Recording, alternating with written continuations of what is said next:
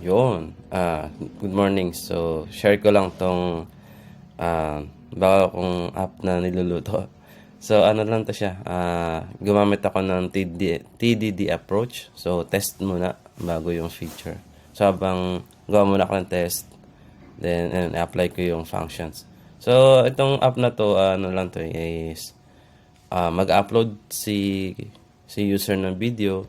Then, itong app na to ay mag-extract siya ng 0 to 60 seconds na video. So, ibig sabihin, magkakaroon ng output na output file na 0 to 60 seconds.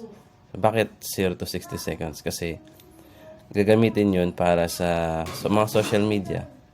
Like yung sa FB Reels, YouTube Shorts,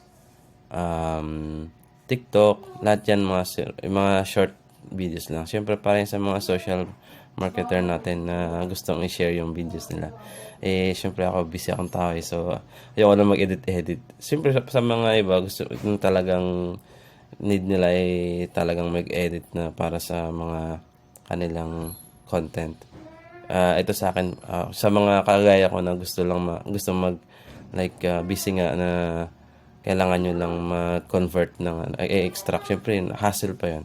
So, ito gumawa na ako ng app para sa atin na pwedeng i-upload nyo lang yung video file nyo tapos automatic na si app mag-extract niyan tapos ready na yan for sharing.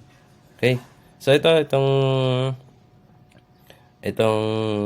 ang ginagawa ng test na to, yun nga, mag-upload ito, una, magbibisit sa main page, then magche-check ng uploaded ng input file dun sa page, then may click button, upload and extract.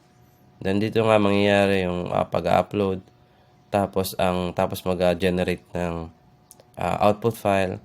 So syempre ang expected natin dito dapat ma-create yung output file.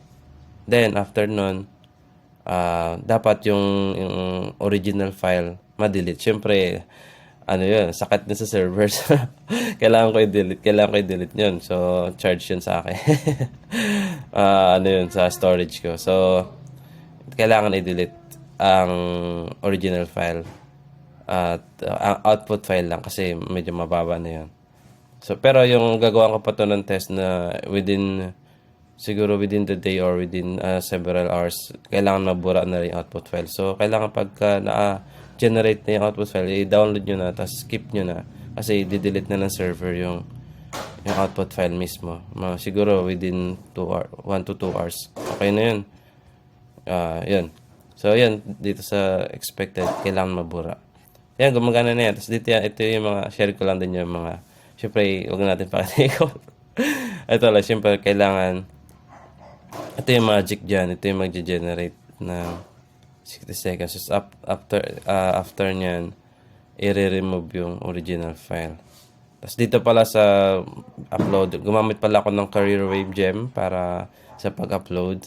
So, sa file ko lang, within the server ko lang, isi-save yung uploaded. Tapos, i-delete din naman para ito, medyo nag-override tayo ng core functionality ni uploader kasi ang gusto ko mangyari after upload, doon mangyayari extraction. Hindi siya gumana sa tinry ko siya sa after create. Kaso ang nangyayari, ang hinahanap ni model is yung temporary file. Kasi ang nangyayari siyempre kay Career Wave, sinesave niya muna sa temporary file bago niya ina-upload yung kumbaga nagsisave din si Career Wave sa temporary file, then mag-upload din siya tapos doon sa right folder dito sa stored here. Ang nangyari after create, ang nakikita ni model is yung temporary file. So mali yun, hindi pwede yun. So kailangan doon tayo sa after na lang, dito tayo sasabay sa pag-create ng Career Wave. So yun nga, need ko i-modify o i-overwrite yung pakita ko na lang din konti. Yan. So, syempre, gagamitin natin yung super, yung main method muna ni store. After nyan, dito ko na ilalagay yung aking extraction. So, yun.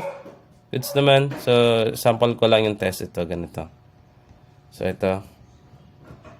Yan. So, yan yung test niya. Yan, mag-upload. Yan, nag-extract na yan siya. 60 seconds. Yan. So, yun. Success. Okay, so yun lang. Thanks. Bye.